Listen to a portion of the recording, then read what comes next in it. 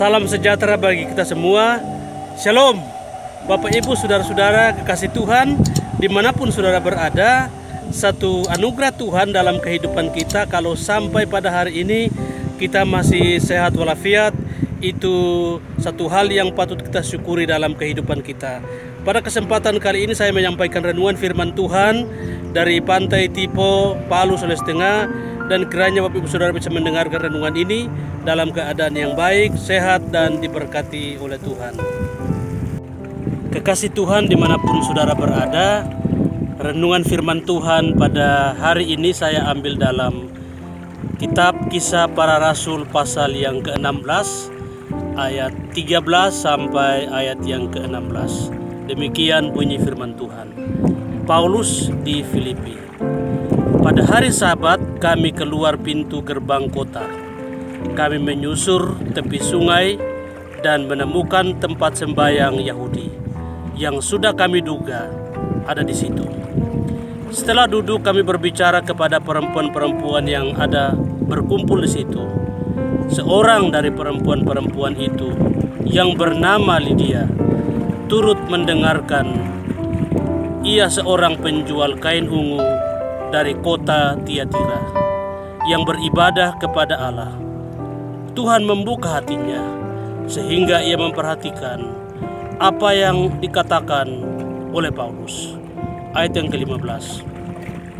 Sesudah ia dibaptis bersama-sama dengan seisi rumahnya, ia mengajak kami, katanya, "Jika kamu berpendapat bahwa aku sungguh-sungguh percaya kepada Tuhan, marilah menumpang di rumahku." Ia mendesak sampai kami menerimanya. Kekasih Tuhan dimanapun saudara berada, tema renungan firman Tuhan pada hari ini adalah lawatan Tuhan bagi kota Filipi. Perikop ini berbicara tentang pelayanan Paulus dan Silas di kota Filipi yang terletak di Yunani. Mula-mula Paulus diutus dari Yerusalem ke Antioquia, yaitu di Turki. Dan kemudian ia melanjutkan perjalanannya ke daerah Filipi, Yunani.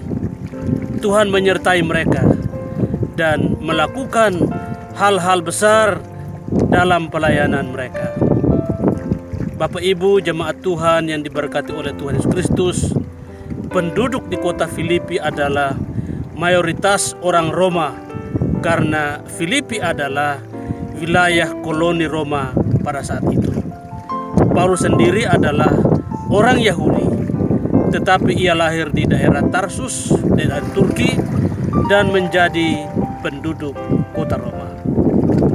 Perbedaan suku, budaya, dan tradisi sering menjadi kendala dalam pemberitaan Injil. Tetapi hal itu tidak terlalu sulit bagi Paulus karena pada prinsipnya Paulus bisa menjadi orang Yahudi, orang Yunani, orang Roma, dan bisa masuk ke daerah manapun karena mudah menyesuaikan diri dengan konteks masyarakat setempat. Paulus memahami pelayanan kontekstual. Bapak Ibu yang dikasihi oleh Tuhan Yesus Kristus, melalui topik ini, kita belajar mengetahui lawatan kuasa Tuhan yang besar dalam pelayanan Paulus dan Silas di daerah Filipi, Yunani. Kita akan membahas apa saja yang Tuhan lakukan dalam pelayanan Rasul Paulus dan juga Silas di daerah Filipi. Yang pertama, Lydia penjual kain ungu menjadi percaya kepada Yesus. Dalam ayat 14 dan 15 dijelaskan bahwa Lydia, perempuan penjual kain ungu itu, berasal dari kota Tiatira, namun ia tinggal di daerah Filipi. Ia bersama seisi rumahnya menjadi percaya kepada Yesus Kristus. Kemudian mereka dibaptis. Luar biasa karya Tuhan yang Tuhan lakukan melalui pelayanan Paulus dan Silas. Hal yang kedua yang Tuhan lakukan melalui Paulus dan Silas adalah Paulus mengusir roh tenung dalam diri seorang hamba perempuan. Tenung adalah pekerjaan iblis. Orang yang dikuasai roh tenung suka meramal nasib orang dan suka meramal masa depan seseorang. Meskipun berbohong, tetapi selalu dipercaya oleh orang lain. Dari tenung ini, perempuan tersebut bisa menghasilkan banyak uang bagi tuan-tuannya. Dalam ayat yang ke-17 dan 18, perempuan ini selalu mengganggu pelayanan Paulus. Kemudian Paulus berpaling dan berkata kepada perempuan itu, "Demi nama Yesus Kristus, aku menyuruh engkau keluar dari perempuan ini." Seketika itu, keluarlah roh jahat dalam diri perempuan itu, dan perempuan itu dipulihkan oleh Tuhan. Kekasih Tuhan, nama Yesus Kristus adalah nama yang berkuasa. Hal yang ketiga, terjadi gempa bumi ketika Paulus dan Silas berdoa dan memuji Tuhan di dalam penjara.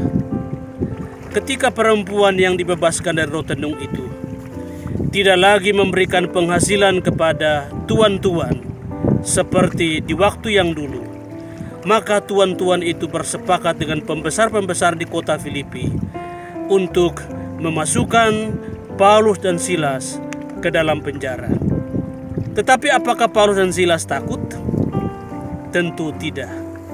Di tengah malam gelap gulita, Paulus dan Silas berdoa, memuji dan memuliakan nama Tuhan. Maka Tuhan menggoncangkan, terjadilah gempa bumi yang dahsyat. Pintu-pintu penjara terbuka, belenggu-belenggu mereka terlepas. Melihat fenomena itu, kepala penjara hampir bunuh diri, karena jangan-jangan Paulus dan Silas telah melarikan diri. Ketika kepala penjara itu hendak bunuh diri, Paulus katakan, "Jangan engkau coba-coba bunuh diri. Kami tidak lari, kami tetap ada di sini."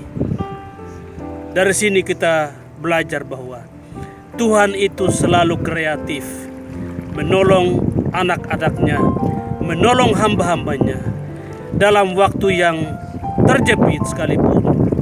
Kebaikannya, mujizatnya selalu dinyatakan bagi orang-orang yang dikasihinya. Hal yang keempat adalah kepala penjara dan keluarganya percaya kepada Tuhan dan dibaptis.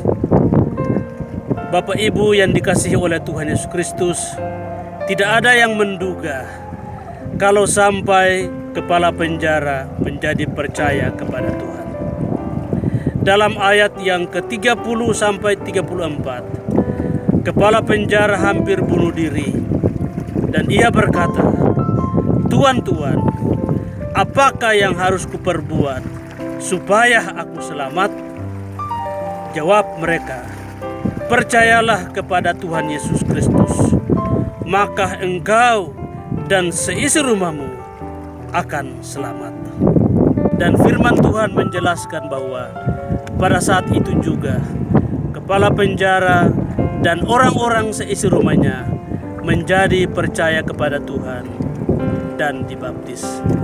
Karya Tuhan selalu ajaib.